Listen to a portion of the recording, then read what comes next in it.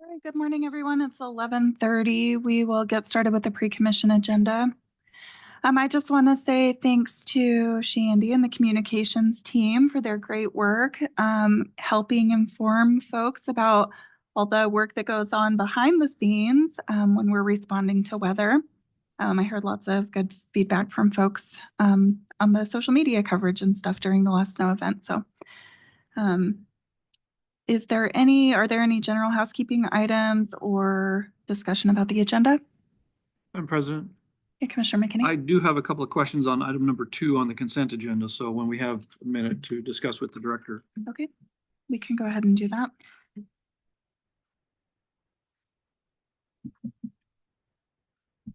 Thank you, Director. Item number 2 on our consent agenda is the impact fee credit agreement with the Eagle Island Marketplace. And I just want to make sure I have a clear understanding of, first of all, how is this credit agreement structured?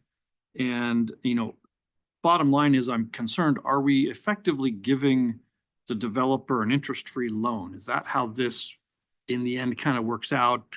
That's my concern. I want to make sure I understand what's going on here. Okay, thank you, Madam President, Commissioner McKinney, and Christy or Megan, correct me if I'm wrong in any of these things.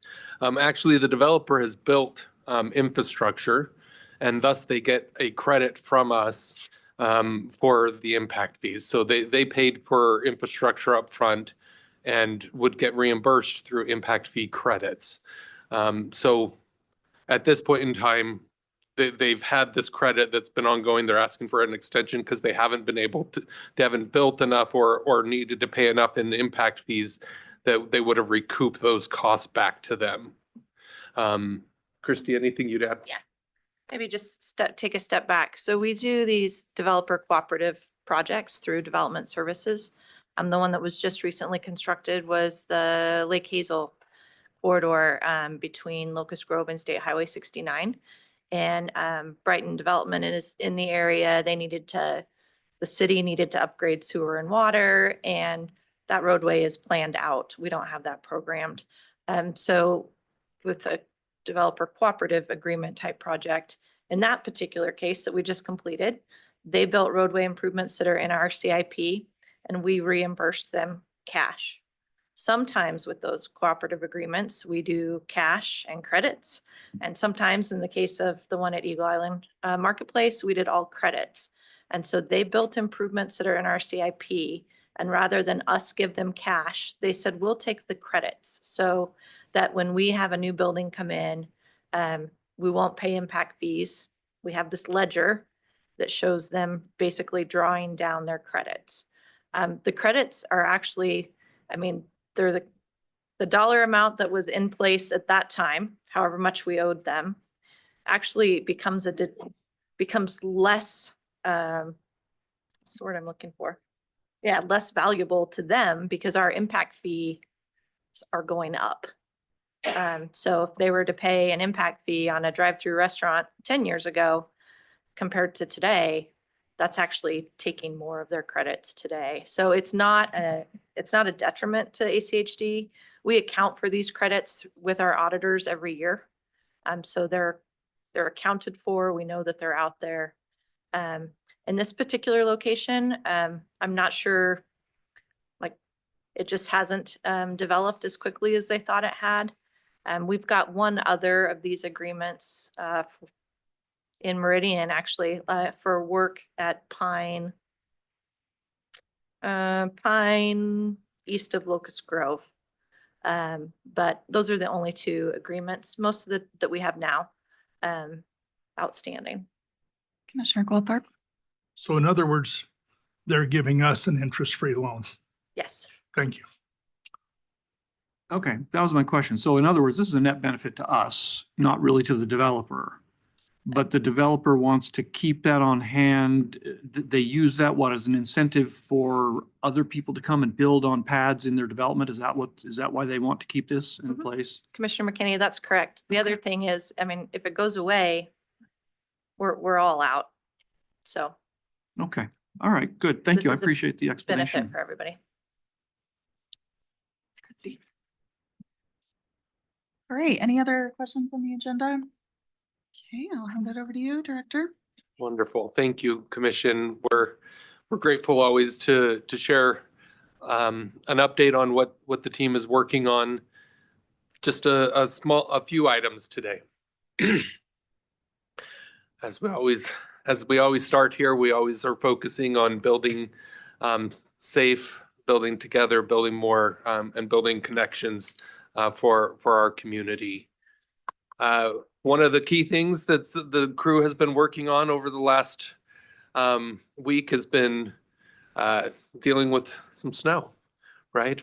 Winter finally arrived, and I claim it's my fault because I was like, we've had a good winter. Maybe we should look at the budget on how much we do for salt and sand. So it's probably my fault for asking that question. But snow did finally come, and the crew has been doing fantastic. I will tell you that we have received very positive responses from the community, and it's been great to see.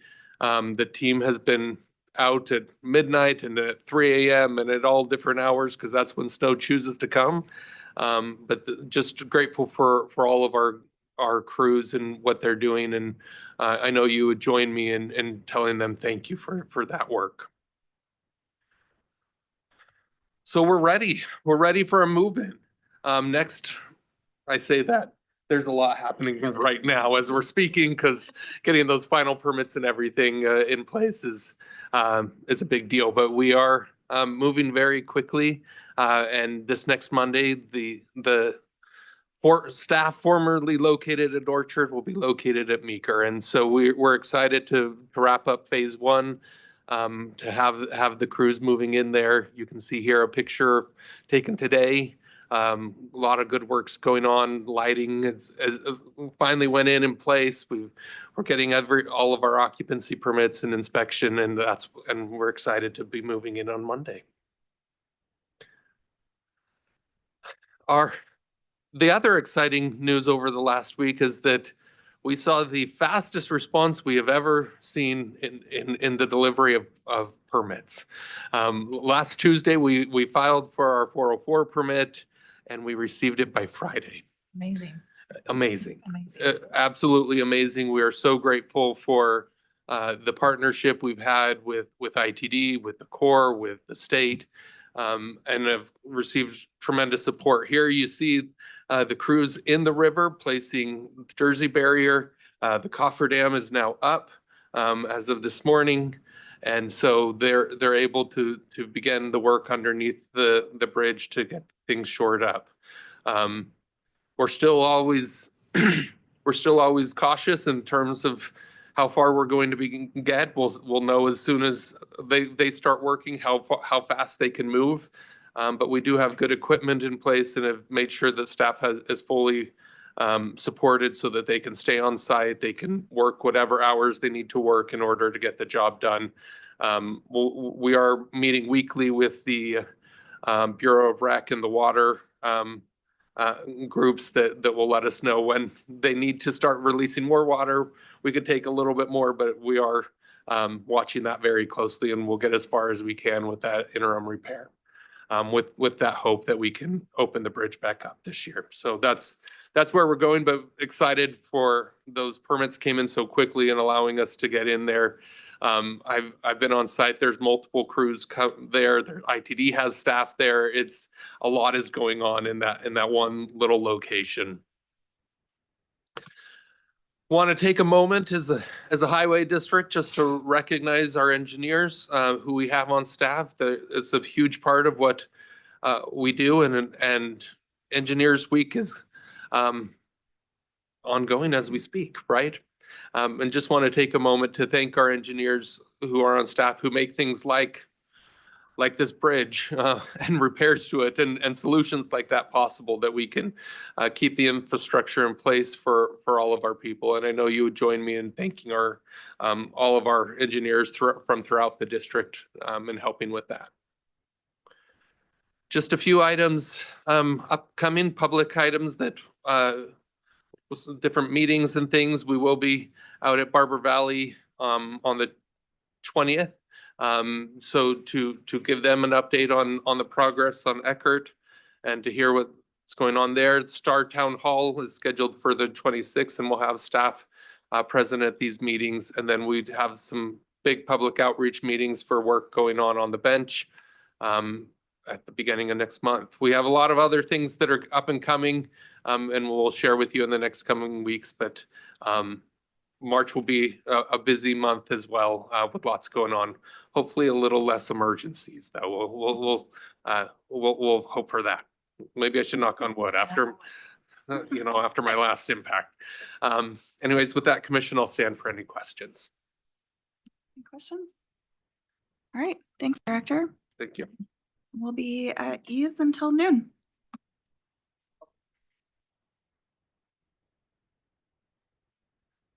Madam President, I'm sorry. I just wanted to invite Diane up to introduce our new funding coordinator. And just so you have the chance to meet him. Hello, Commissioners. Diane Bevins, Deputy Director of Projects, and I'm very proud and happy to introduce Alex Yan. Wait, yes. So, as our Transportation Funding Coordinator, so we have him here 2 weeks overlapping with Tom Verge before his retirement, which is a great opportunity to transfer some of that knowledge and get that a couple weeks in a training before Tom leaves us. So, thank you. Thanks. Thank you. Great. Thanks. And with that, we'll be at ease until noon.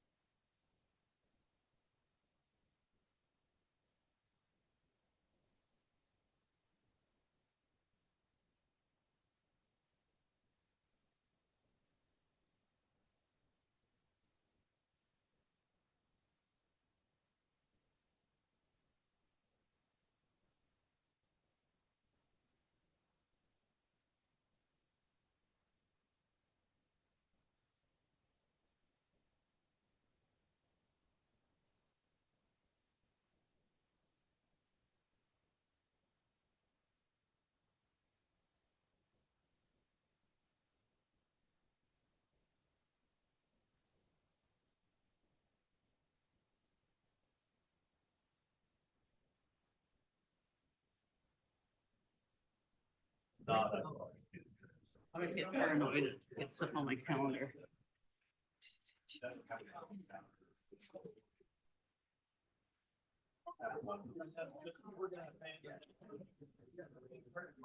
Well, they're actually.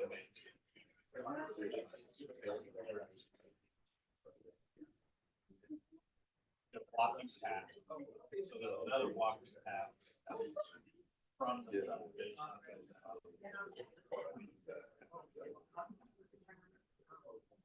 They'll still be walk. It's not gonna be like this. I think we'll have a much better.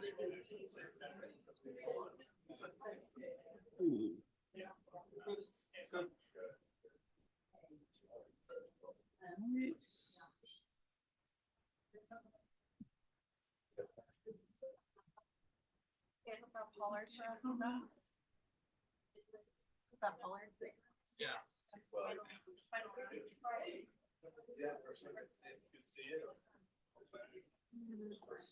Yeah.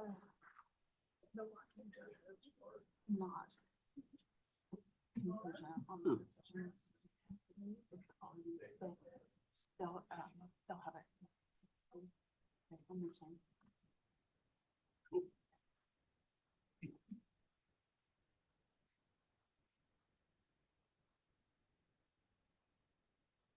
Minutes.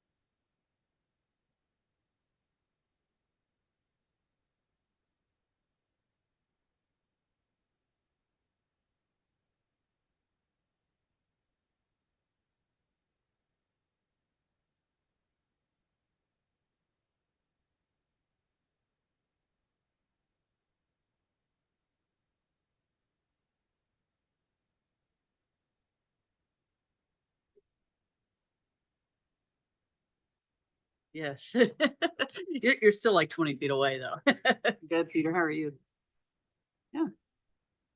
Yeah.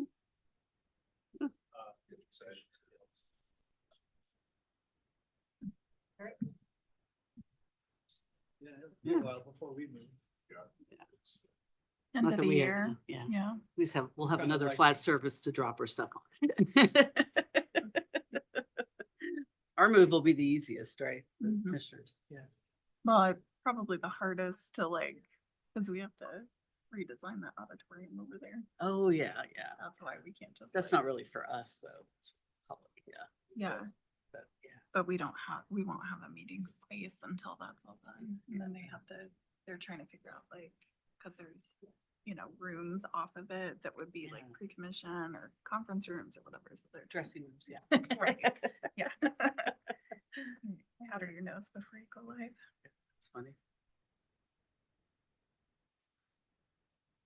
Yeah, I think our move is like.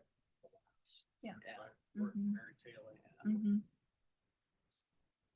I think it's by the end of this year, right? I think what? I think it's by the end of this year. Oh, really? Right. Oh, Mhm. okay. Yeah. So, December of this year or January of next year, Yeah. I think is about what we'll be there. Then, let's see, but it's gonna be a year or so beyond that we have the new apples. That might be longer than that. And it'll take that long before we can sell all of this, yeah. unless there's a buyer who's highly motivated. you know, Agree to purchase it and not take it for a couple of years. Right. That could happen. Pay for our movies.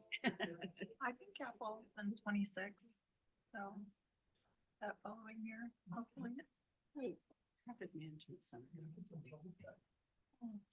When's the TMC open? Maybe that's 20. That's March. soon. Oh, it's March, yeah. It's coming up, right? Yeah. Yeah, it's, That's soon. just in the next couple of months. Yeah, so I'm sure there's, around my Rotary Club, we're always looking for tours. and It'd be good to do some community tours. That would be cool. I haven't been over Yeah. there since, have you been over since we all went? The TMC? Yeah. No, I haven't. Yeah. Oh. It would be good for us to like Yeah. go tour it as it opens too. Yeah, Cause we saw it when it was maybe like halfway done. Yeah, I think, and I think, yeah, they really made a lot of progress, so we Mhm. need to see it done. But I want to see Yeah. what's going on at the new headquarters. Me too, yeah. It's been a while since we. I got a little tour in December. Well, it was kind of a mess when we went through it. Yeah, it It was, was like they just abandoned it really quickly. So at the end of 2026, I think the DMC operating, have new headquarters operating. And new, Maintenance yard. Apple yard. When- This Yeah, property for a good sum. and,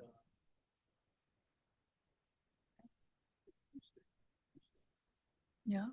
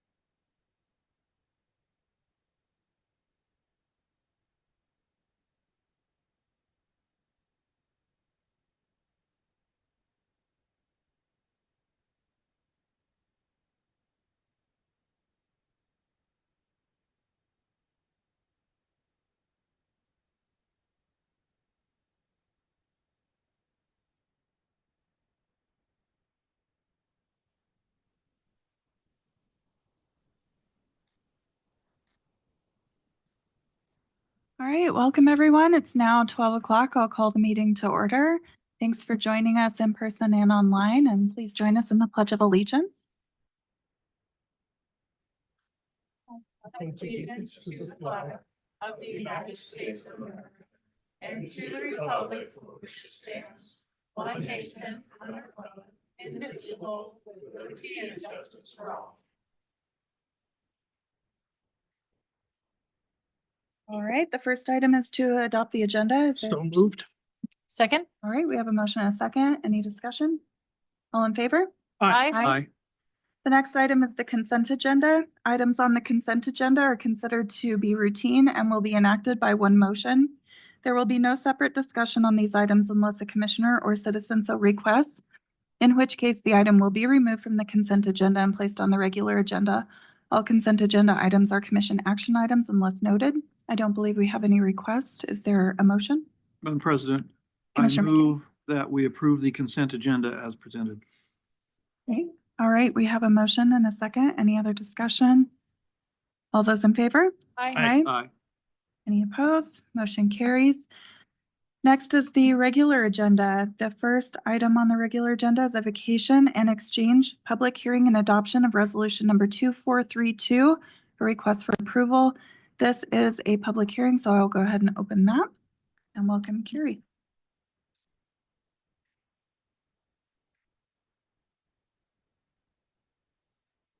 Well, good afternoon, Madam President, Commissioners. For the record, Carrie Niesel, Real Estate Management for ACHD. This is a public hearing and decision briefing presentation on a proposed right-of-way vacation and exchange located at North Pollard Lane in Star, Idaho.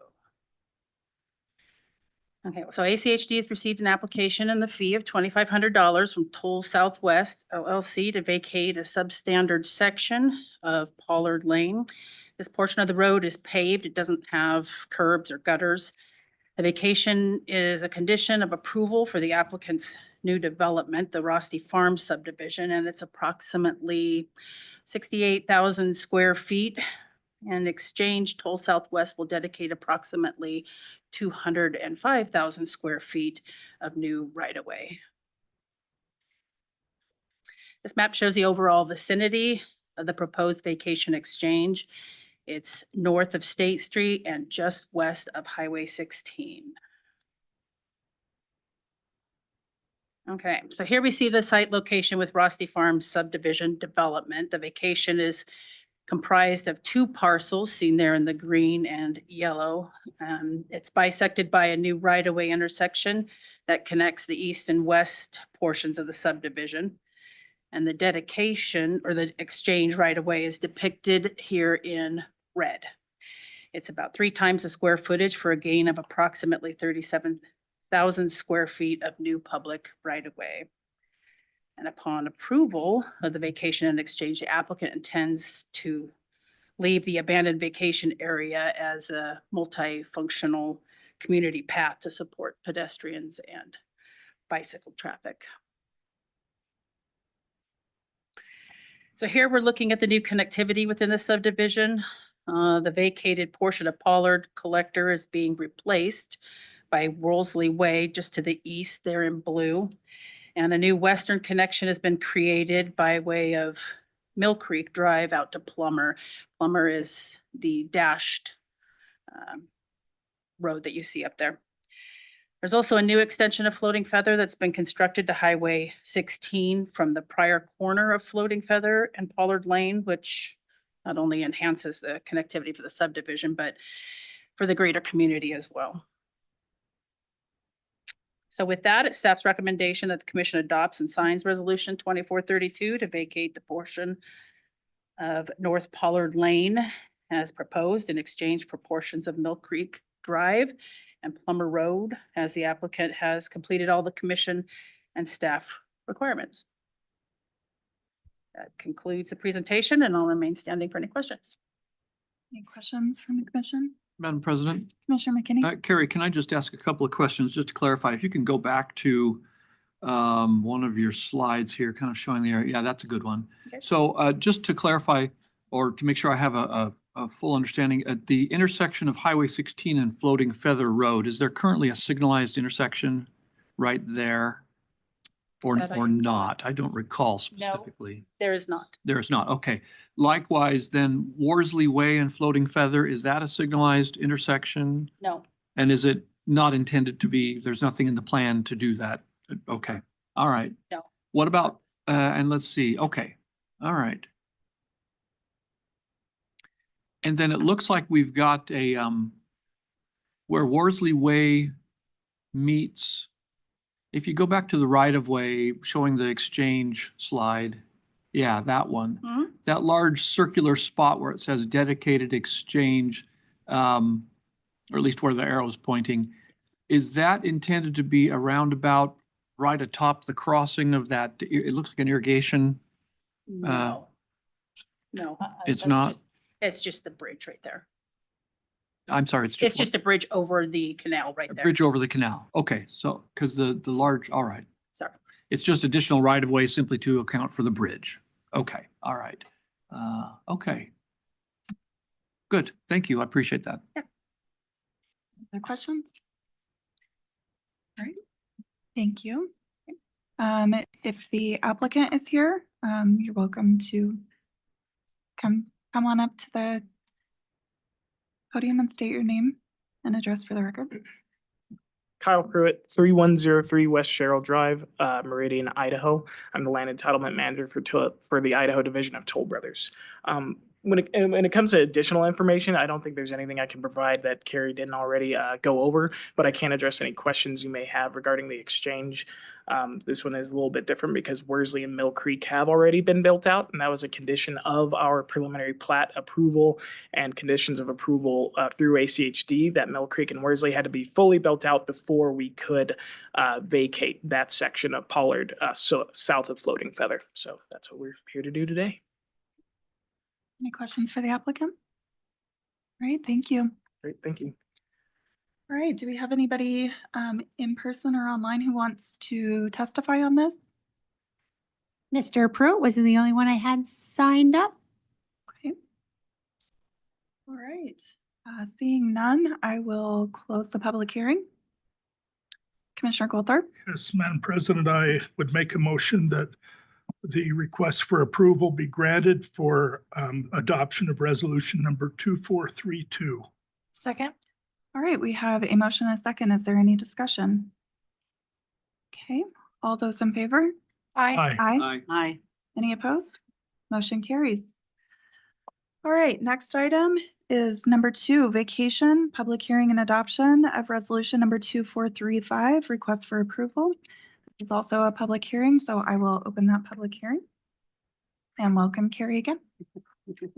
Hello again. For the record, Carrie Niesel, Real Estate Management Specialist for the ACHD. This is a public hearing and decision briefing presentation on a proposed right-of-way vacation located at East Table Rock Road in Boise, Idaho.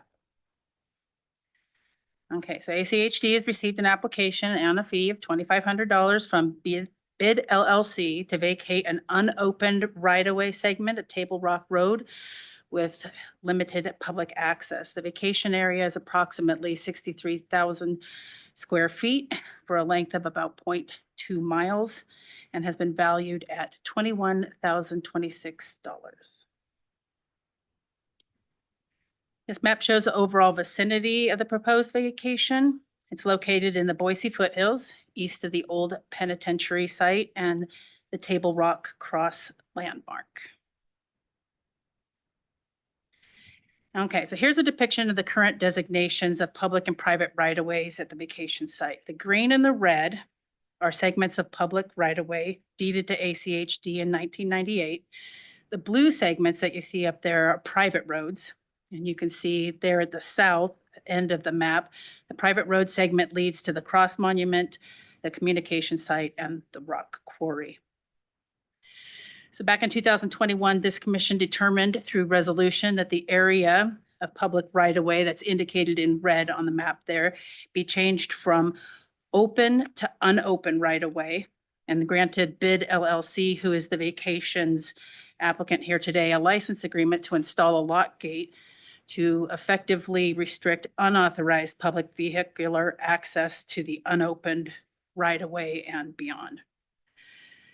So now the restriction did not apply to those owners of real property who use the right of way to access their parcels, nor did it apply to ACHD, law enforcement, emergency services, utility companies, easement holders, pedestrians, bicyclists, or any individual who's protected by the American Disability Act. These are all currently authorized users. And upon approval of the vacation, the applicant would receive a quitclaim deed subject to continued access rights for all authorized users. So here are all the affected property owners currently authorized to access Table Rock Road beyond that lock gate and who would continue to have access if the vacation is approved. We've got the state of Idaho there in purple. Bid LLC, our applicant, their ownership is shown in green there, which is the immediate adjacent ownership to the vacation parcel indicated in blue. Table Rock Vista LLC owns the rock quarry at the end of Table Rock Road indicated as orange on the map. Table Rock Cross of the Idaho JCs are the owners of the Cross Monument there in the state of Idaho's holdings. We have the communication site located in blue on the map, owned by Bauer with in holdings from Idaho Paging, Fat Beam, and the Zayo Group. And again, these are the property owners currently authorized to access all of Table Rock Road beyond the lock gate and will continue to have access if the vacation is approved. So staff has received comments on the proposal, both in support of and in opposition to the vacation as shown here. And each of these comment letters were included in your staff report package. So with that, the commission has several options for moving forward. You can adopt and sign Resolution 2435 to vacate the proposed portion of East Table Rock Road because the applicant has completed all the commission and staff requirements. You can deny the vacation or you can defer the request to a later meeting by remanding it back to staff with some new direction. This concludes the presentation and I'll stand for any questions. Scary questions, Commissioner Goldthorpe? Yes, I'm wondering who still stands in opposition of this. At this time, the opposing comments that we received were from the Rock Quarry Group. Interesting, even though they're still going to have access? Correct. Okay. Any Madam other President? questions? Commissioner Pickering? Madam President, thank you. Carrie, like a logistical question. So you mentioned how there would be a license agreement if the vacation were to be approved. Is that correct? No. No. Could you clarify that a little bit? Sorry. Just the Yes, agreement piece of this? Commissioner, the license agreement is already in effect. Okay. And it was given to Bid LLC for putting the lock gate up and for improvements and maintenance on the road. So just to confirm, the vacation would not impact that agreement. The agreement would end up going away because it would be then given to Bid LLC, who is the current license holder. Can you speak to the quitclaim deed that you confused. mentioned? Yeah, thank you. That would be helpful. Yeah. Madam President, Commissioner Steve Price, General Counsel for the record. I'd like to just kind of reverse back to Commissioner Pickering's question. There is a license agreement that allows authorized users. The purpose of the vacation, or as a result of the vacation, we're required by state law, we can't deprive anybody of access as a result of the vacation. And I believe staff is proposing that if the vacation goes forward, that we would provide written easements to the existing users for continued use. And that would be. And that would be a condition of the vacation. Okay, then, thank you. Madam President, Commissioner McKinney? I just have one additional question for Carrie, if she's got a moment. This right-of-way that's being vacated and the gate, et cetera, the private road will remain, and of course, the authorized users will have access. Where do hikers get access to hike up to Table Rock? Is that anywhere in this region? Is that My map that we looked understanding at? is 2 locations that they would have right there at the lock gate. They could park and walk up Table Rock Road, or they can go down to the Idaho Historical Society and gain access through the trail system all the way up that Okay, way. and so would this, what we're doing here would not have any effect on the access of hikers to that area? No, They're fully able to get access to trails and so on. And hikers generally don't use that private road, do they? Or do they, is there an opening in They the do. fence that they go around the gate and access that road? the gate is usually unlocked between the hours of dawn and dusk so that all of the property owners up there can access through. And they too have currently and in the future should have the ability to still access through there during that time frame. Okay. Looks like we have some additional information incoming. Madam President, members of the commission, Justin Lucas, for the record, ACHD. Just a few points of clarification. The locking or unlocking of the gate is not under ACHD's purview. So I know Carrie mentioned it can be unlocked at times, but ACHD doesn't control the locking or unlocking of that gate. With the license agreement with Mr. Bates, that's controlled by Mr. Bates. So I just want to make that very clear. And then hiking access, certainly pedestrian access through that area is possible. There's a lot of different ways to hike up to Table Rock. There's the main trail that starts at the penitentiary. A lot of hikers, most hikers are coming from that direction.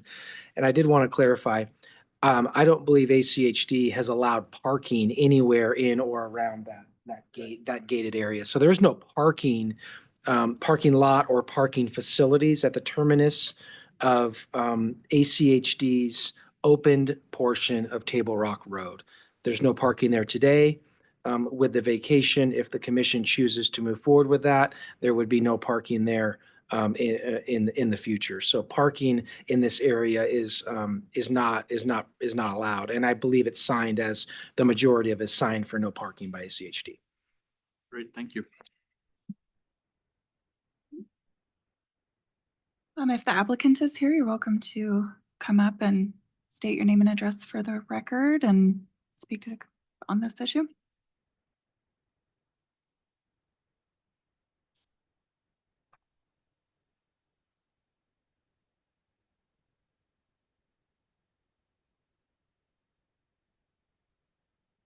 Commissioners, thanks for your time today. Appreciate it. Spoken with you before. Excited to kind of move forward on this. Yeah, excited to speak with you again. Sorry, we've been working on this for 5 to 10 years, and I've been involved for nearly 20 years regarding this vacation request. Can you state your name and address for the record? Sorry, Doug Bates, owner of BID 4333 East Wild Horse Lane in Boise. Okay. Thank you. Anyway, we're excited to kind of take it to this next step. We've been working for 10 years with the TRAC committee. That's the Table Rock Advisory Access Committee that exists with nearly 25 entities. I threw a few of them up on the screen: Sheriff, Boise, Chamber, Historical Society, bikers, hikers, even the Shoshone-Paiute Indian tribes, all very interested in Table Rock. I think it's really, really important that you understand this section of, it's in yellow up here. It's I call it the dead end right of way because it dead ends. And at the end of the dead end right of way, the road continues to go up the red road. That's a private road, always has been a private road. Okay. I think it's critical to understand a few things. The public right of way to Table Rock from this location has never existed because there's been a private road. Okay. Number two, private commercial and business easement to Table Rock has always existed. Okay. They were accessing that road, the quarry, 50 years before I was even here. And the other users of the road continue to use it, including the JCs for the cross and the telecommunications towers and everybody else. Nothing has changed and they have access. Number three, and this has been one of the challenges for me, this creates a lot of confusion. okay? I've fielded hundreds of phone calls. Now, wait, what's private? And what's right of way? And now it's closed right of way? And who controls the gate? And it's just been generally confusing. And so we believe this vacation will really clarify. It doesn't really change access at all, but will clarify exactly what we have there.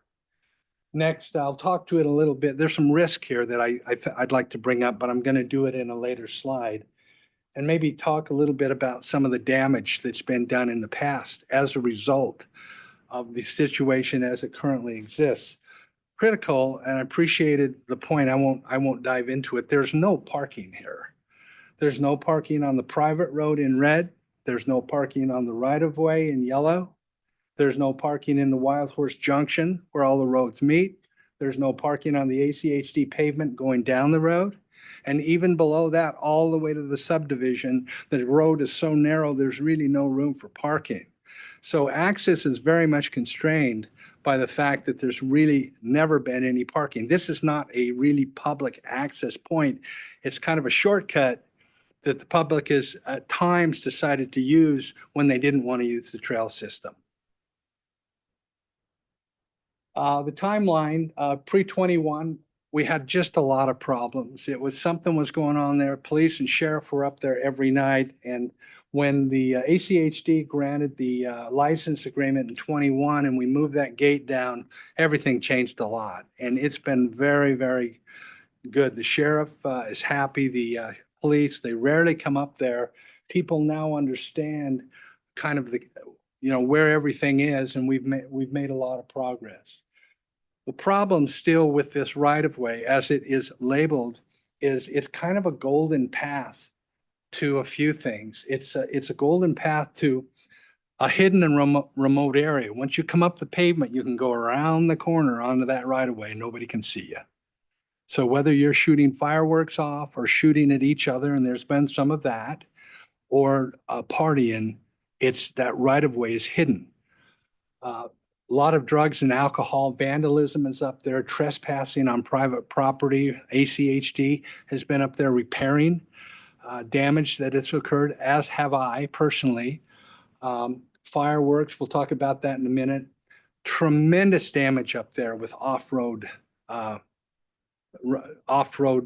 vehicles. They come up, they get onto the right-of-way, they park illegally, they get bored, and then they head up the hill and tear up the mountainside, which has resulted in not only a lot of damage to the flora and the fauna, and the beautiful plants up there are covered with ruts and drainage ditches, but it's also damaged some of the ACHD roadway down below. Near misses, dangerous. I want to talk about, 50,000-pound trucks coming down that road, and on that right-of-way, double and triple parked cars before that gate was installed. To the ACHD's credit, that doesn't happen anymore. We have film of hikers and bikers running to get out of the way of a truck coming down the road. Plus, I don't know how many, a lot of calls from the quarry, not so much now that we've got the license agreement, but before that, quarry calling me and saying, we can't get our rock off the mountain. Cars are double parked on this right-of-way section. So I guess this is my long way of basically complimenting the ACHD and the former license agreement in 2021 and what a huge effect it had. These are just a few slides. I'm not going to spend much time, but we just had all sorts of trouble with vehicular. That gives you a little picture of what happens when these cars are just allowed to sneak up there and go nuts. They tear up the mountainside. The rains and snows come, the water naturally finds the tracks, and it's just torn huge gouges. Now, as horrible as that looks, we have some really good news. I hope you'll go up there. The flora and the fauna is coming back. Not only is Table Rock, the glass, the needles, and all the crazy stuff going on up there cleared out, but the mountainsides are starting to heal, which I couldn't be more excited about. Trash.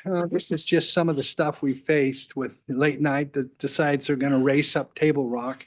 And if they can't take a baseball bat to a mailbox, they can always take a shotgun to it.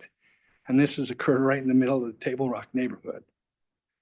There's an example of that's the right of way. okay, before the ACHC put that gate on there. See, they were double and triple parked and people were trying to squeeze in to get up to the top. And the trucks had come down and it was pretty scary. There's one of the trucks coming down there now loaded heavy. And, they're coming down a very, very, very steep road. And of course, we all had to suffer through the fire. The actual fire, a lot of people don't know, was started with Roman candles on the right of way we're talking about. Okay, they went up through the gate, they took a little step around the corner, started shooting Roman candles. There you go. So the solution is the license agreement, and we believe clarifying the confusion now by allowing us to vacate that. Nothing really changes on access. In fact, the results of the closure, fire risk goes down, decreased cost of monitoring by law enforcement. The bicyclists, I saw 60 of them up there last night. The Boise High School Mountain Biking Club was heading up there. They can go up there safely at times. No negative impact on current owners and commercial and business that need access to the top. Trash and litter, ruts and erosion we talked about, and of course the safety. This is something that was mentioned, just one of my last slides. There is a lot of access to Table Rock, a fantastic trail system. The track committee, which I mentioned earlier, I'm actually the chairman of the track committee. And we've had multiple meetings where we talk about access to the top. The Idaho Historical Society has ample parking and security where people can park and take a wonderful hike up to Table Rock. Now, there are cases with disabled people that we as a track committee have addressed and have a way to open the gate to them and provide transportation should they request to go to the top, okay? So basically a thank you to the ACHD for working with us for all these years. And I want to publicly thank all these entities that have been on the track committee that have spent endless hours thinking about Table Rock and the beautiful place that it is and wanting it to be a safe place. And with that, I'll conclude my presentation and stand for questions if you have any. Madam President.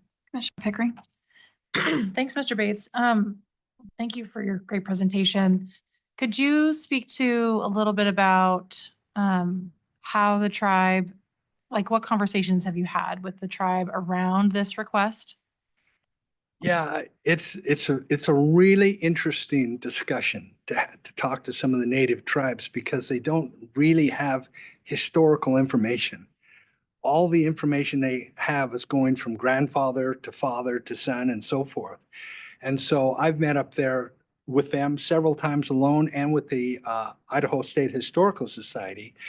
They are very protective of the venue, very fiercely protective, and have asked us in conjunction with some of the work we're doing with the Historical Society that maybe in the future, and this isn't an ACHD thing, so I'm just giving you information, that we can, in conjunction with working with the Historical Society in that trail system I showed you on the other side, use some placards, some electronic tour information to explain to people that that was a sacred meeting place. I don't know if you knew that, but that was a sacred meeting place where tribal agreements were made. This is what I'm told from a couple of the tribal leaders. I not read it, and they even say that some of those caves up there were burial sites. So I think it's really special that Table Rock is up there, and it makes me and I think the general public via the Idaho State Historical Society more anxious to treat it with the respect that it deserves. And let me kind of refine my question. So have they been consulted on this right-of-way request at any point? No. Okay. No, they have been to the meetings where we talked about some of the general, but they have not been involved in the right-of-way issues. Quite frankly, for what it's worth, I think if we asked them what they would like to do, they'd say, shut the whole thing down. It's a sacred place. Just stay off our sacred mountain. But we haven't gone there, and I'm glad we haven't, because I want I'd like the public to enjoy that. I know I enjoy it. Commissioner Nielsen? Yeah, Mr. Bates, thank you for your information today and for the informative materials we received in the packet. I've lived in the area since 96, and there's occasionally just tragedies on Table Rock of young drivers. Can you speak to that pre-2021? No, it's a story you probably don't want to hear. I've been called up there 10 times for suicides. I've been called up probably 5 or 6 times for murders. Before we started this effort, it was a congregation area for some of the gang groups, and they would actually set up in different places. And so there were fights up there. That's that part. And then the number of cars that went off the edge or got caught trying to spin their tires up the side and rolled. A couple people were killed when their cars rolled down the side. It's a real treacherous area because it's very, very steep. And once the rains come, if you went up there right now and walked up to the top, you'd probably be just about up to halfway up your calf in the mud. Now that's on a paved, packed road that, by the way, the gravel company has done a great job maintaining the road. I've been working with them for about a year, and the road's in good shape. But if you get off that road, which the kids want to do, when they get inside to that right of way, it's like, let's tear up the hillside. Thank you. So can you just speak to a little bit to, your interest in maintaining access for the existing users should the vacation proceed? My perspective is, I think they started accessing that probably 100 years ago. It's a long time. And it's never been my goal as the landowner to restrict anybody that had property, businesses at the top. I mean, simple to me. I've always assumed they had an easement. And I've always, it'll be an interesting question for you to speak to the gravel people. I have a great relationship with them. We talk, we share information on the best way. They had a great idea about a year ago on some of these areas where the kids had been driving, had loosened up the dirt and it was washing across the road. And they had a great idea to use some of their rock and build kind of and they build it up all the way to the top. So they've done a great job. And, I'm excited to work with all those people, be it JCs or emergency services or private landowners or so forth. There's absolutely nothing that will change in terms of their access. And there's no reason for it to change because they support the venue, the location for how it should be versus wanting to go up in the middle of the night and start fires or get crazy. All right, thank you. Thanks, Mr. Bates. I will open it to public comment now. Stacy, do you? Yes, first on the list is Chris McCurdy. And if you'll just come up and be sure to state your name and address for the record. We'll have 3 minutes for comments. Thank you.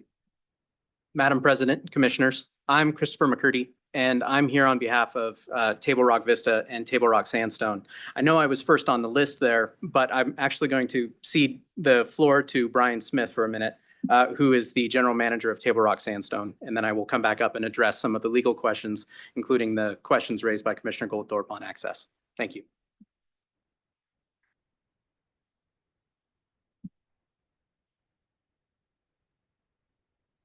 My name is Brian Smith. My address is 2251 South Empire Way in Boise, Idaho.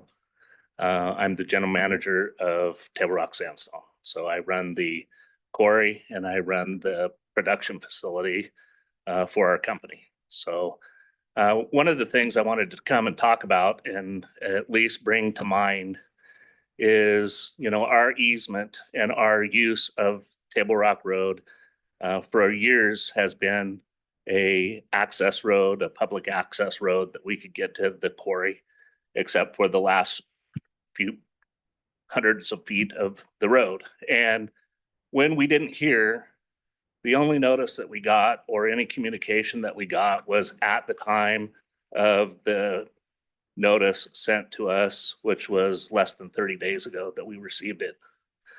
I just wanted to bring to point that our concern is how important the access is and non-conditional access, you know, as far as besides being a public right of way, we'd like to have the same rights as a public right of way, even though this is being or up for vacation. So I wanted to start out that I've been affiliated with the quarry since 1986. I've used the stone. I put the stone. I had a sign company that we did stone signs. One of the first jobs I did was the Catherine Albertsons Park with Barbona's. I have product in every state of the United States. I did golf course signage, so we use the stone for signage and golf courses. It's been a huge part of my life, and being the manager of the company now has been an insight. And I am responsible for 30 families that work for us, and we need to be able to continue to do what we're doing with the stone. I drove through Boise, and you can drive through the town and I saw 30 buildings that had our stone on it. Some of them were done at the assay building in 1860s. And some of them were done this year, which like the Wasmus Center for Human Rights. Everywhere you go, you can see that the products that we make and use affect our whole community. And we really want to make sure that we, in this situation, that we can guarantee our access will continue. And that is our fear. Currently, we're working on huge projects for the city. Their parks, their historical preservation projects, the train depot, the assay office. We have streetscapes, improving parks, private residences, developments, commercial buildings, healthcare, lots of nonprofits. We have 2 big projects going and are helping the nonprofits with in-kind donations or extra help that we can give to them. We have federal contracts, and the big piece is that we want to ensure that we have the access for sure, and that it can't change 2 years down the road. Our stone is important. It's actually a public benefit. It's something that we need to take care of for our community, for our history, for our city, our state, and on. So that was I just wanted you to know the gravity of what we have. We have families that are relying on it, and we want you to have consideration to protect us in this transaction. Thank you. Madam President, Commissioner McKinney. Brian, if I can ask you just Sorry, quickly. yes. A couple minutes ago, our general counsel pointed out that the presumption is that with this, with this being put in place, this vacation of the right of way, you would be given an easement, a permanent easement that would allow that access. Would that not be sufficient to give you what you're Our asking for? concern is the verbiage, I guess, and knowing, with the quit claim deed, we're just concerned about having our part of it understood because we don't have anything in writing right now. Sure. So if the property disposition included the recording of a permanent easement in favor of your interest, allowing you, perpetual access through this, would that satisfy your concerns? I believe if it had the right verbiage, it would satisfy our concerns. Great, thank you.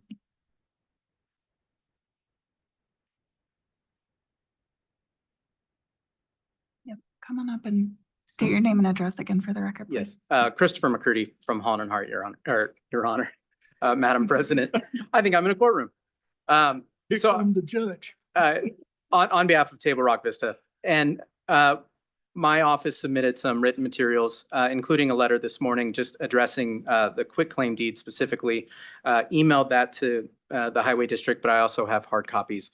I think the things raised by Commissioner McKinney and, as I said, Commissioner Goldthorpe and all of you, that question of access, the uncertainties in it, the risks, because it's such a substantial and existential issue, that's why it's so important for the community, for Table Rock Sandstone, for Table Rock Vista, for this to be done right. And the petition as presented has those what we called fatal flaws, that there is that lack of information, that lack of detail, that lack of certainty for the quarry.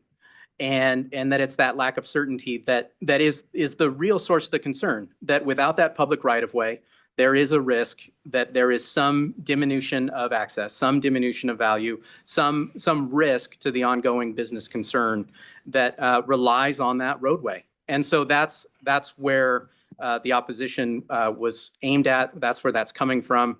Recognize Commissioner McKinney's point that is there an easement that can solve this? Well, the key here is the devil's in the details, where it's what do these documents look like? What changes could be made to a potential easement that could solve these concerns? We just don't have that language in front of us right now. There are important, I would say important comments from the petitioner, important comments from the Highway District about continued access, about those rights, and that's important and that's good. But the specific language in the easement for these very large trucks that, hauling rocks from a quarry is a pretty specialized thing. And so the key is that they are able to continue their business in the same way that they have been able to conduct it for, well, really since century or more. And so that's the fundamental key. And that's the risk that exists right now, is just not having those details, not having that certainty, not having those guarantees. In the quitclaim deed, for example, there's no easement in writing that says exactly what we would have, so that there's no way for us to provide comment on that. So those are all things, we've started a conversation with petitioner over getting some easements in place and doing some of these things. And that is a great conversation to have, but it's not done. And so that's yet another reason why granting the petition today just is premature. And I'm happy to stand for any questions that the commissioners have. Commissioner Nielsen. Sorry. Commissioner I have a question for staff, if that's okay, based off of your point. Steve or Carrie, could you clarify did we need to have a vacation application to then develop that revised easement first? Or could you just kind of clarify like the roles in these various steps, please? Sure. Madam President, Commissioners, the way we handle it is this, that it's a condition of the vacation, which it always is. This is a little bit different because I believe the applicant has agreed to provide a written easement to the existing users. And the applicant doesn't have the authority to grant an easement today. We own the property, ACHD does. The only entity that can grant an easement today is ACHD. And so with that condition, we would, before we would record the quitclaim deed, we would have to draft and get those written easements executed and recorded. We can't record the quitclaim deed based upon the condition you provide until all of those easements are recorded. The easement that we would give those users would be based upon historic uses as well as highway purposes. That's it. That's all they've been using it as. And they would, with that same use, they would get to continue to use that in perpetuity to the end of the lease, or the easement at least. Thanks, Steve. Madam President, Hold can on, I? Commissioner, Sorry, go ahead. Commissioner Nielsen. Yeah, go ahead. Council, could a condition place a deadline on execution of those easements? Yes, it can. And then I have a question for Mr. McCurdy when he's back. Well, then let me ask then, it sounds like the concern that the property owner, as well that the quarry has, is having the right of continued use of that right of way. We own the right of way. If we vacate it, then we don't have authority to grant any rights. On the other hand, if we granted an easement today, we have the property. If we then vacate the property, would not the easement run with the land and go to the subsequent property owner? Yes. So that's one way that we could do this, could we not? Well, excuse me, Madam President, Commissioner McKinney, the way that you do that is that, yes, ACHD would grant the easements now. And Commissioner Nielsen has a great idea to put a time limit. And once those easements are done, then the vacation would finally be authorized. It would be a condition subsequent. And we couldn't record the vacation wouldn't be approved until all those easements are in place. That is how we handle it. Okay, so is this the kind of situation where, given that it sounds like these parties are concerned about the actual verbiage in the easement, the actual terms of it, would it be appropriate for us then to sort of delay briefly to allow all of that to be hammered out to everyone's satisfaction before we actually go through with approving the vacation? Madam President, Commissioner McKinney, you can do it that way. You'd have another hearing, and I'm not sure what you would achieve. You're still, the property owners are going to still get access. We can't give an easement greater to an interest that we own, and we only have that, but we can only use it for highway purposes. So that's what they're going to get. They're not going to get any extended use rights. They get their historic uses and the rights that we had, and through that easement. This is the way that we've handled these in the past. If the commission has a different approach like you recommend, staff's most certainly willing to go down that path.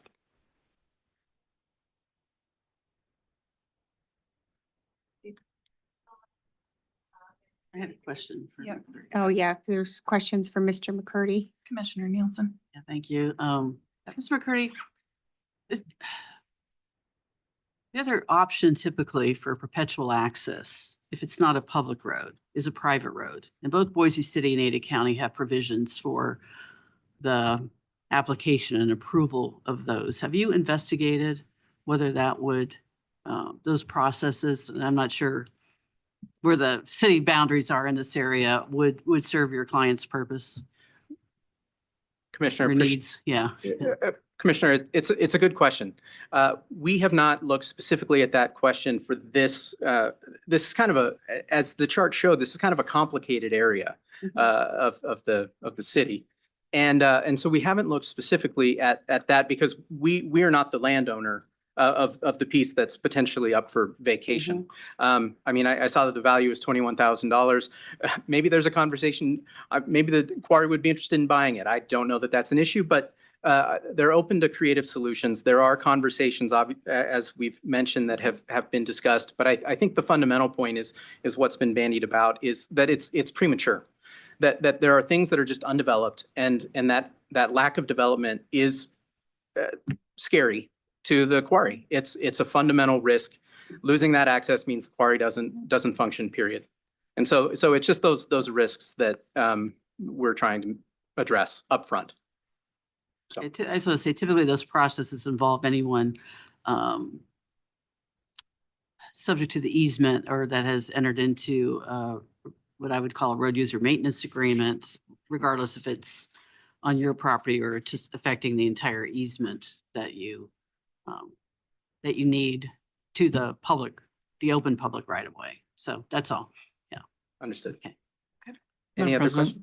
Commissioner McKinney. Mr. McCurdy, I'm having a hard time understanding what your actual concerns are, because if we grant an easement to allow continued use of it as for highway access, we grant to you what we have. What more could you possibly need? What are your fears? They seem kind of nebulous here. Yeah. Get specific here. What exactly is your concern? Because I'm not seeing it. Understood. Commissioner McKinney, I appreciate the question. And I think I would start my answer by, I think a similar question was posed to Mr. Smith.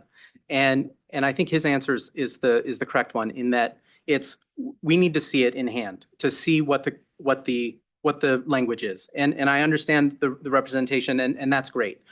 We'd like to see it. We would like to see what this document is that will in perpetuity essentially act to guarantee or not the access that we have. And it's the not seeing it. It's the not having it in the hand to be able to evaluate it, to be able to determine if there's any language that needs to change. And I think what I would point to is the quitclaim deed, for example.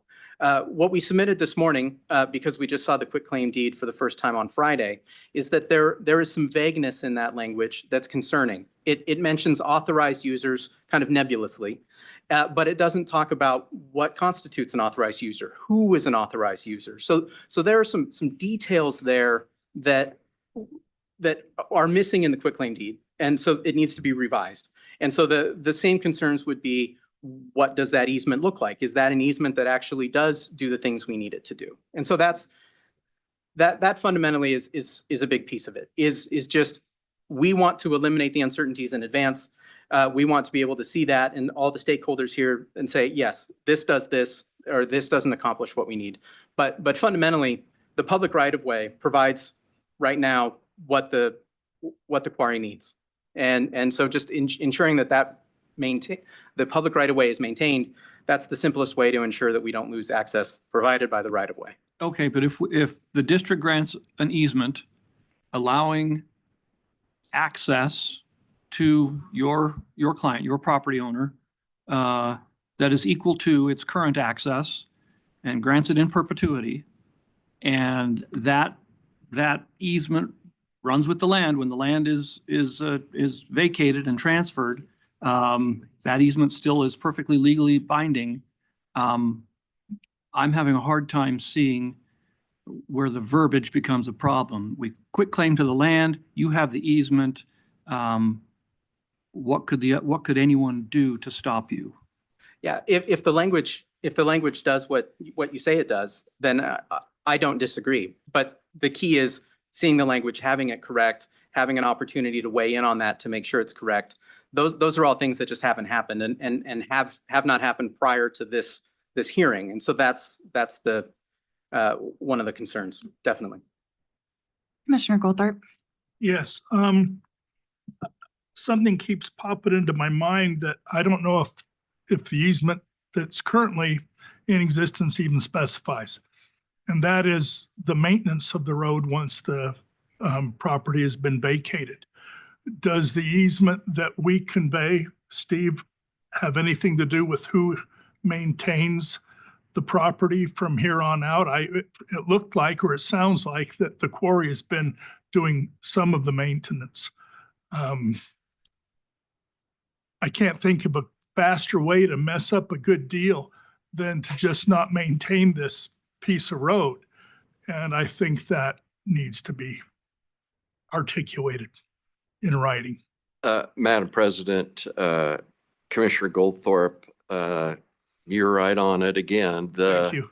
The license agreement provides that I think the BID LLC is responsible for maintenance, but he does that in concert with the other users. Mhm.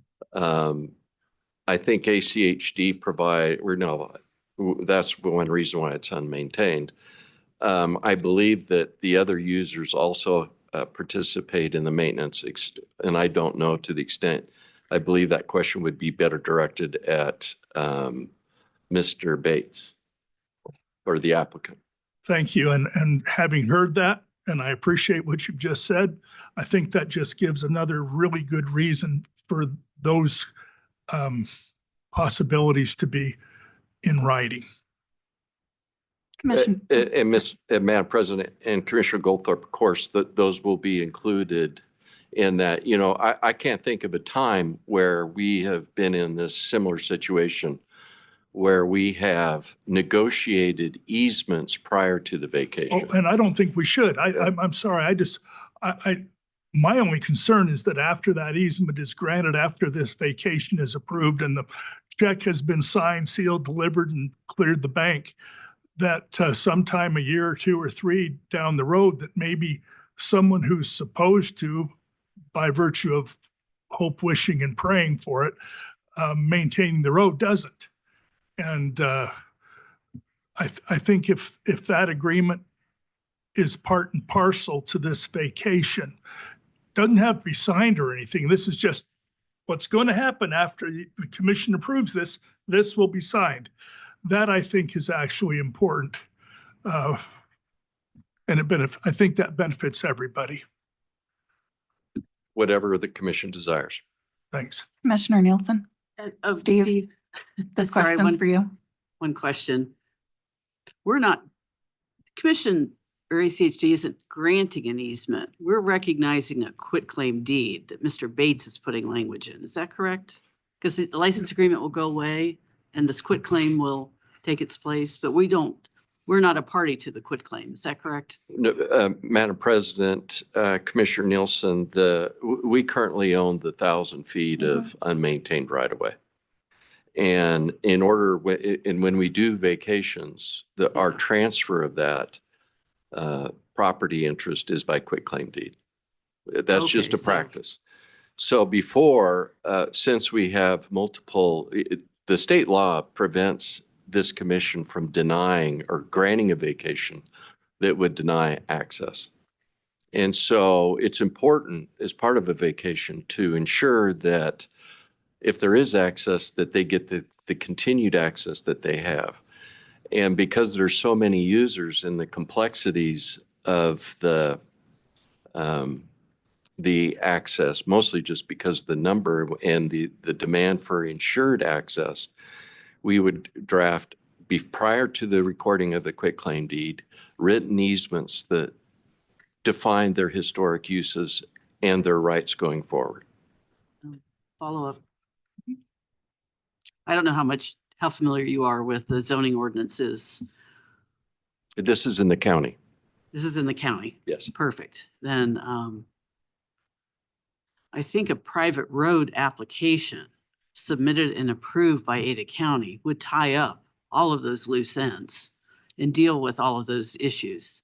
And would that be within the jurisdiction of the district to condition a vacation on that? It's kind of a chicken and egg. Yeah, I mean, question, that's so- that's the problem we're in Yeah. right now is a chicken and egg. They want to see, so that's a process that if they want to designate it as a private road, they could do that. The problem is with a private road, it can be gated under Ada County zoning rules, but there's lots of complications. The whole point here is really to just change the ownership interest, preserve the access to the existing users, and leave the status quo. The crime has gone way down, the fire, all of that has gone way down since 2021. I guess my point is that There you are don't- other you- options. You don't really have a choice with that many users that you're already required to be a private road. That's And that may be, That's why I would and I'm sure Mr. McCurdy will investigate that hopefully. investigate Yeah. that to death, but the vacation will give them and protect their existing uses. Madam President, just Commissioner McKinney?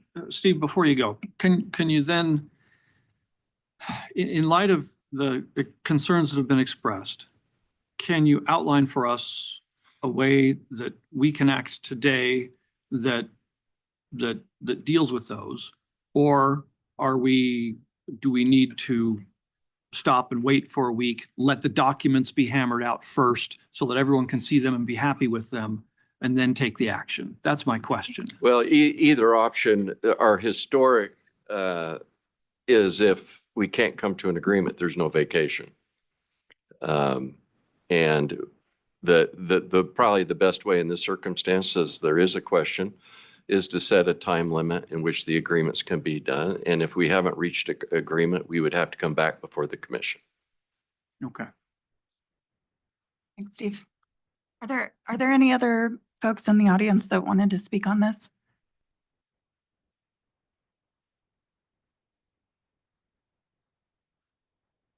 Please state your name and address for the record.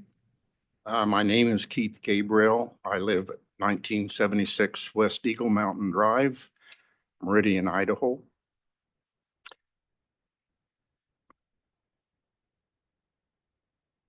I am president of the Table Rock Jaycees, owner of the parcel of land that the cross sits on. If you don't mind, I read this because my mind and my mouth don't always agree at the same time. The cross was erected with the permission of Warden Clapp in the Idaho State Penitentiary. We are one of several landowners on the plateau, as you well know. In 1956, the Boise Jaycees erected and dedicated what is known as the Cross on Table Rock. It was built with contributions of some of the major companies, donors, and children who donated pennies, nickels, dimes, and thanks to a kids' TV program known as The Merry Milkman.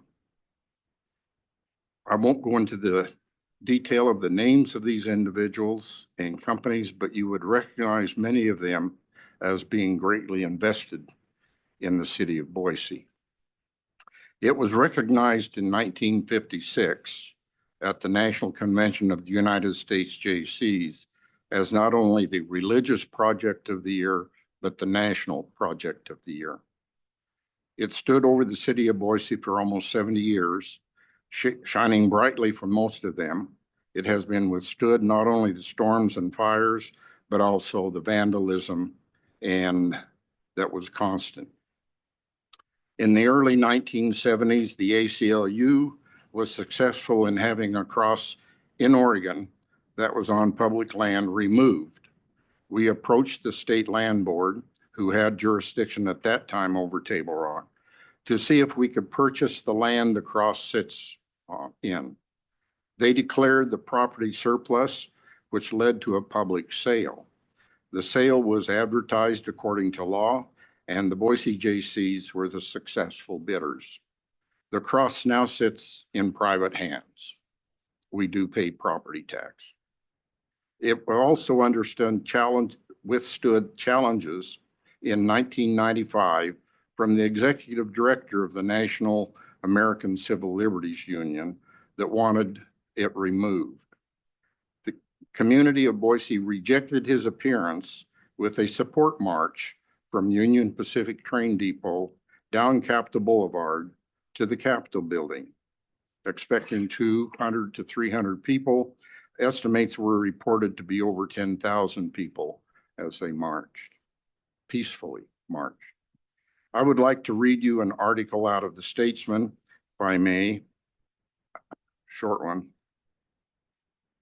Wait, sir, you only have 3 minutes for your testimony, so, and it's I'm up. almost so- done. Okay, if you could That just, time doesn't count. if you could just wrap it up. I'd appreciate it. This was the inspiration for a painting.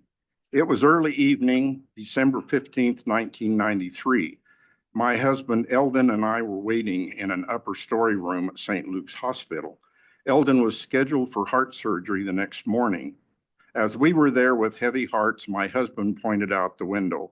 It was beginning to get dark outside and the lighted cross was lit.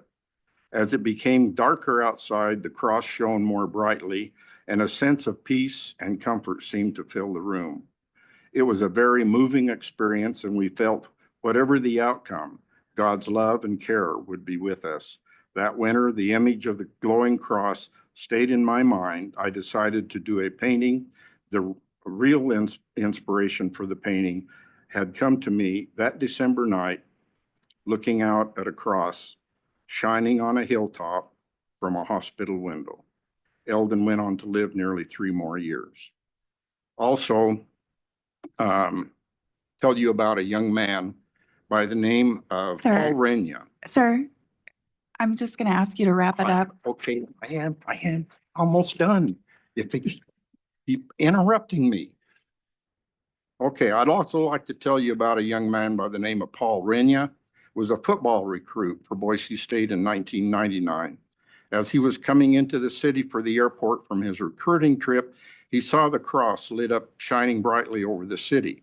He met the coaches and some of the players, but when he called his mother that night, he told her of the cross.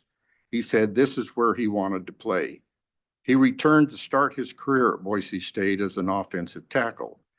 During practice 2 weeks later, he tripped over one of the players, fell backward, hitting his head on the turf, resulting in a concussion.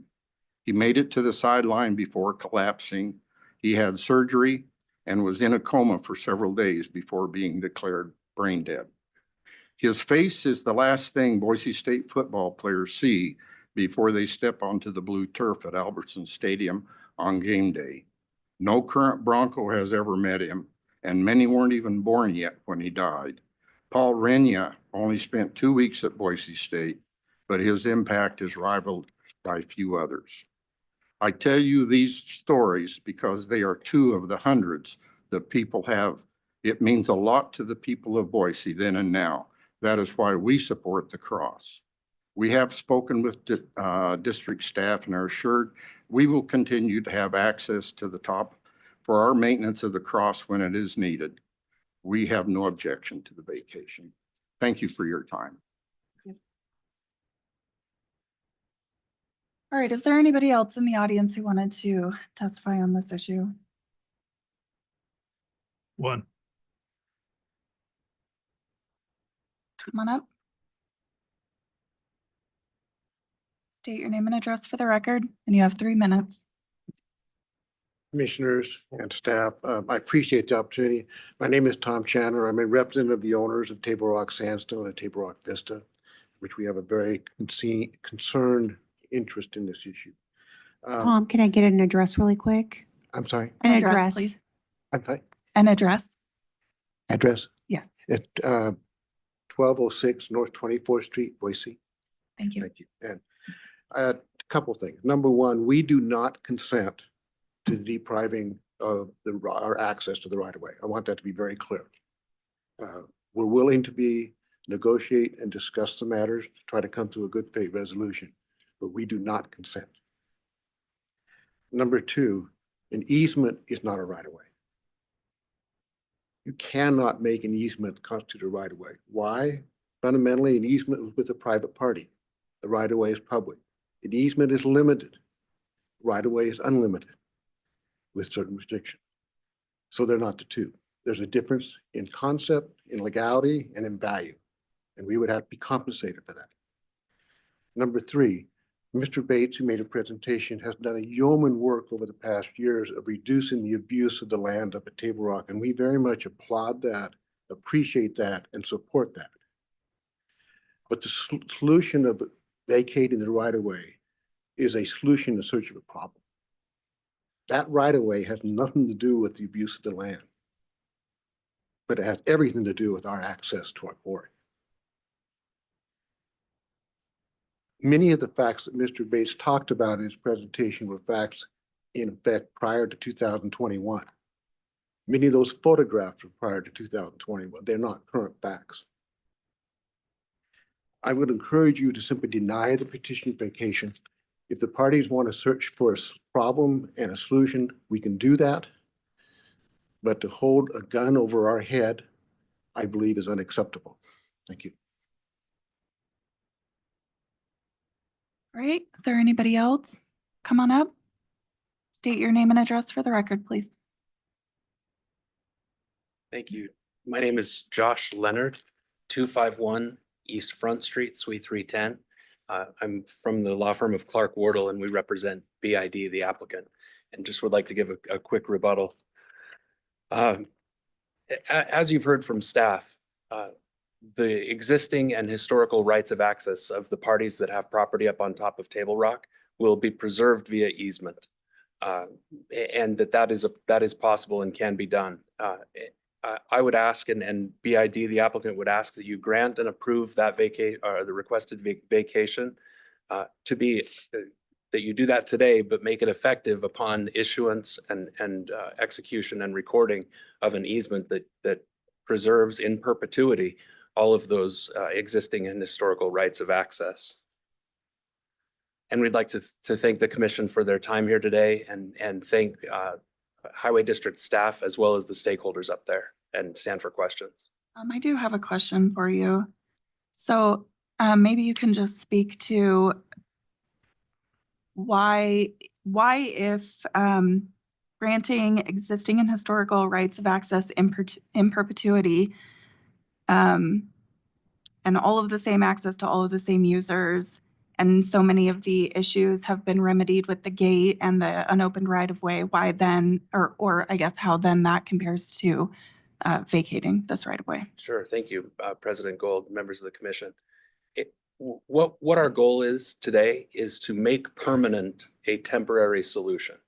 The gate, the license agreement, all of that is temporary and can frankly be terminated by a future commission at will. There's nothing in there that says that it goes for a certain length of time. A new commission with different members could today, well, not today, you're the same commission, but could upon their first day, cancel and terminate that license agreement and reopen that and make that subject the parties up there to the exact same problems. So that's the goal with the vacation, and that's the goal is to make permanent a temporary solution and to preserve the existing and historic rights of access of all of these parties, including, frankly, those the heavy machinery operated by the quarry in carving out sandstone and making it available to folks around the valley and beyond. Commissioner Goldthorpe. Yes, and let me just start by saying I understand virtually everything that's been said today. And the word easement that you use, what definition of who is required and how that is required and to do maintenance from here on out if that easement is granted, what is the definition of that legally to you? Sure. So there's a President Gold, members of the commission, and Mr. Commissioner Goldthorpe. Under Idaho code, there's a default for easements that defaults to who is required to maintain. If it's not in an easement, then that default would be where it goes in terms of who's required to maintain. That's the property owner, correct? Correct. Okay. Now I understand even better why the people at the quarry are concerned. Well, they have to maintain it. The property owner does have to maintain it to meet the level of service or the level of rights that are conveyed via easement. So they would the rights of Table Rock Sandstone and of the quarry to use that would have that property, that road would have to be in at least as good a shape as it is on the date of conveyance. It would have to be able to provide and allow and secure rights. The right to traverse that carrying thousands of pounds of sandstone on large equipment. Okay, so the next question will be directed to the attorney for the quarry, and all you have to do is shake your head one way or the other. Do you believe that?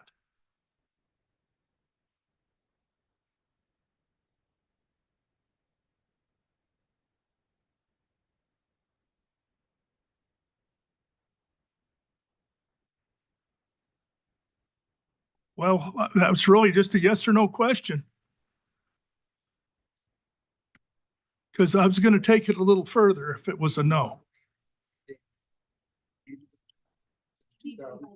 Yeah, you have to, and We do not believe they will maintain the road. The reason for that is since the licenses agreement was granted in 2021, they have not maintained the road, and it's been 5 years, 4 years. Okay, that answers my question. Thank you. commissioners, any other questions for If Commissioner okay, Nelson? I'm Oh. sorry. Mr. Leonard, are you familiar with the private road requirements in the Ada County zoning ordinance? And have I you wish I was more investigated those? I wish I was more familiar, but I am somewhat familiar with them. Okay. And have not specifically investigated them for this. Okay. My understanding is that there are 9 total lots up there, up on top of Table Rock, and that their private road restrictions limit it to 6. So that, which would preclude us from making it a private road and would have to be retained as an easement. Maybe. Okay. Maybe. Yeah. If okay. that's the Thank you. case. Yeah. And Chairman Gold, if I can cede the rest of my time to Mr. Bates, he had an answer for Mr. Goldthorpe as well on the maintenance issue. Okay, quickly. Yeah. Commissioners, I just wanted to actually correct the record. Yeah, we have maintained the road. As a condition of that license, I have met with the ACHD on multiple occasions on site and said, how are we doing? And they've stated the crown's right, looks better than it's ever looked before. And I've been willing to change whatever needed to be changed or do whatever maintenance. So that's part of the license agreement. So that's not a correct statement that we haven't done anything on that road. We've met with the ACHD to do exactly what they've asked us to do. Thanks. Thank you. All right, if there's no other public testimony, I'm going to close the public hearing.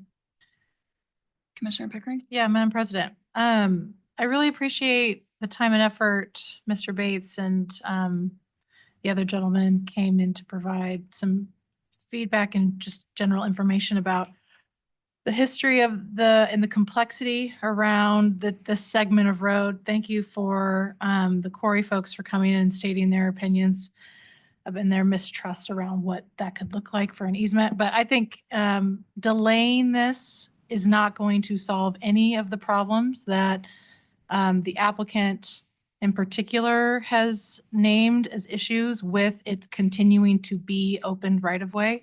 So I would move that we approve the vacation and adoption of resolution 2435 and included in that preserve the historical access in perpetuity through an easement agreement. Okay, there's I'll second that, but I have maybe a question for our council to make sure that this motion covers all the bases that need to be covered. And a comment was also made that a suggestion to include a time limit for hammering out the details of these documents. Steve, can you help us out on that? Sure.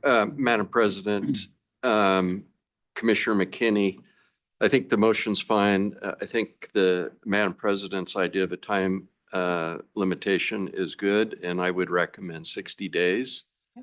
I'd be willing to amend my motion for that. So, yeah, so I second the motion that the approval is conditional upon agreement and completion of the documentation of the easement to the satisfaction of the parties within 60 days. Yep. all right. We've got a motion and a second. Is there any discussion? Yes. Commissioner Goldthorpe?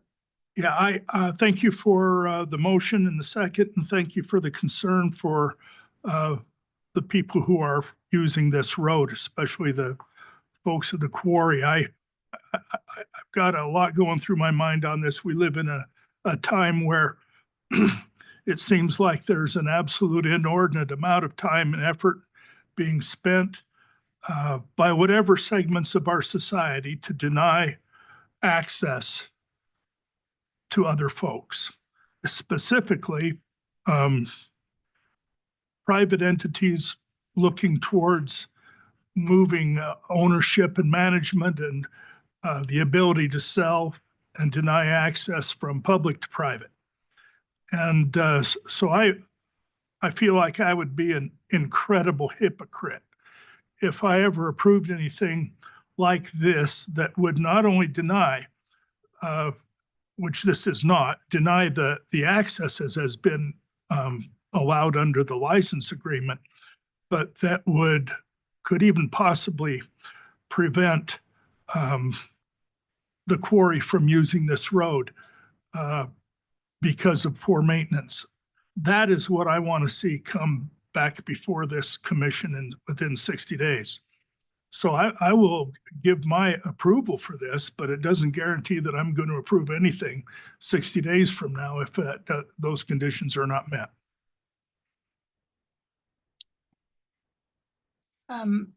So just a point of clarification for Steve, does that agreement then in 60 days come back before the commission?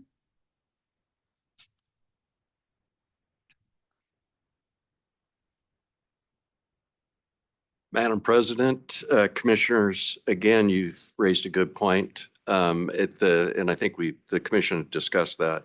If we haven't reached an agreement at the end of the 60 days, we would be required to come back before the commission.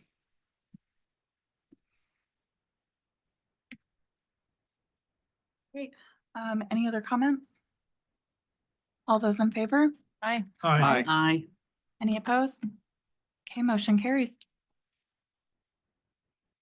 Right. Moving on, we are at item number 3, FY 2025 Q1 Impact Fee Program Balance presentation by staff. Welcome, Christine Tandler.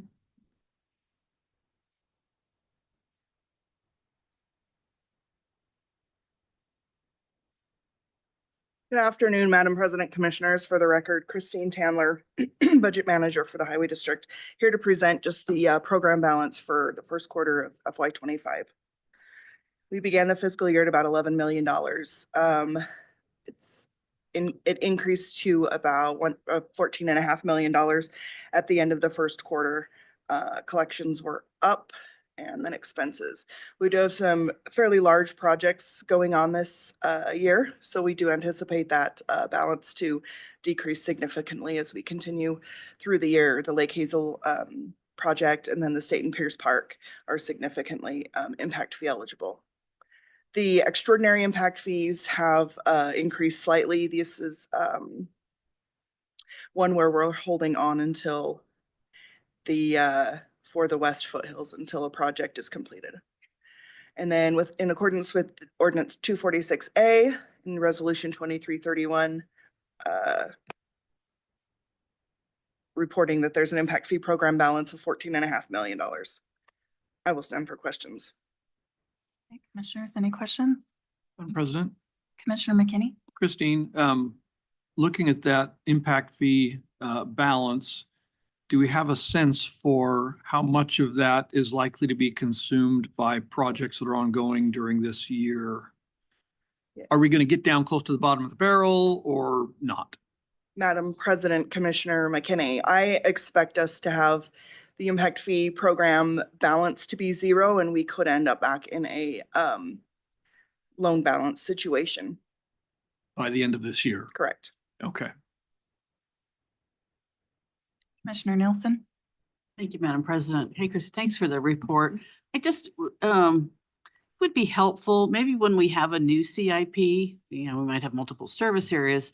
I'd like to see in the report the CIP number in addition to the project number. It was hard for me to kind of match up because sometimes they weren't the same language or the project description. Does that make sense? Like State Street or Floating Feather, the roads were in different orders. So I was trying to look at what we paid on and match it up to the CIP. And it was just it wasn't an easy fit. But if I just had the CIP number, then I would have found it a lot easier. But because I'm trying to keep track on how are we implementing the overall CIP. But so that's all. Just again, when we have a new CIP, just maybe think about how the report would help track. Yeah, Madam President, Commissioner Nelson, I'm happy to look into that. As we go through, I don't know what numbers are in the CIP as far as identification, but I'm happy to do that. Sometimes the naming nomenclature changes because the parameters of the overall project change, but I'm happy to try and correlate the two. Yeah, appreciate that. Thank you. Any other questions? Is there a motion? Or is just no motion? Sorry, no motion, just a presentation. All right. Well, thanks, Christine. Moving on to number 4, FY 25 first budget adjustment request for approval. Christine again. Madam President, for the record, Christine Tandler, Budget Manager. I'm here before you for a decision briefing on the first budget adjustments for fiscal year 25. The staff recommendation is to approve the first budget adjustments as outlined in the staff report. I will be going over those details. The original revenue budget of $233.6 million is proposed to increase to $250 million. That does some of the large adjustments is an encumbrances, recording of encumbrances from FY 24 of $8 million, a reduction in the highway users fund revenue of about $10 million. We do have some impact fee and sales tax revenue increases of about $4 million between the two. We do have cost share project revenue that is increasing about $6 million. That and the federal aid project revenue have equivalent expenses on the other side. So those expenses increase. So we won't, if we don't spend it, we won't collect it, and vice versa. The reduction to the reservation of future facility has to do with the aligning of the schedule for the Apple maintenance facility. The Nampa Highway Joint Project, that's funding that we got from the state last year. That through the legislation stated that we had to spend $7 million on that project. That project was not originally in the FY25 budget, so now it is. And so we've programmed both the expense and the revenue side of that. Again, showing a $250 million revenue budget. This is the summary of the expenditure budget. As you can see, we are proposing a balanced budget.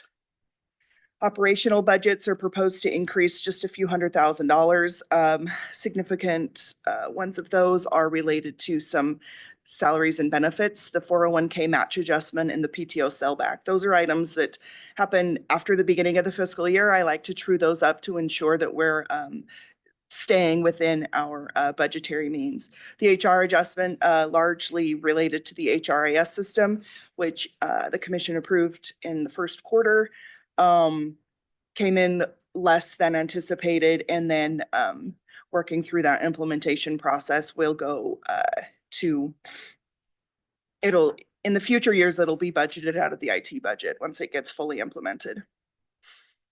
On the capital project adjustments, you can see that we're going from 121 million, or excuse me, 115, and then about $6 million of encumbrances up to 132 million. You will see that $7 million increase related to that joint City of Nampa project. Arterial and collector capital maintenance, we're pushing construction on this to 2026 related to some permitting delays that we're having with some, I think, water issues, irrigation. And then the Ustica Waihi storm construction, that was one that we are building in conjunction with that Phyllis Canal to a Waihi storm. So we carved that project out of another project. That is Highway 16 funding that is being adjusted and pulled out of cash reserves for that. And then we've got several other adjustments notated there. I will point out the traffic materials of 700,000. Most of that is related to development purchases. So additional developments purchase traffic materials from us. And so there's an offset on the revenue side of that. Capital fleet had no major adjustments aside from those related to encumbrances, and a significant number of those have been received. On the capital facilities, we had some minor encumbrances from FY24, and then the reduction based on the schedule for the Apple facility. So in summary, we are showing a balanced budget of $250 million between revenues and expenses. And staff recommendation is to approve the budget adjustments as outlined. I will stand for questions. Any questions? Is there a motion? Yes. Madam President, Commissioner Pickering? I move to approve the fiscal year 25 first budget adjustment as presented. I'll second it. All right, we have a motion and a second. Is there any discussion? Okay, seeing none, all in favor? Aye. Any opposed? Motion carries. Thanks, Christine. All right, that leaves us with discussion items, and we have public communications. Is there anybody in person or online with a comment for the commission? Okay, seeing none and no other business, we're adjourned. Thank you.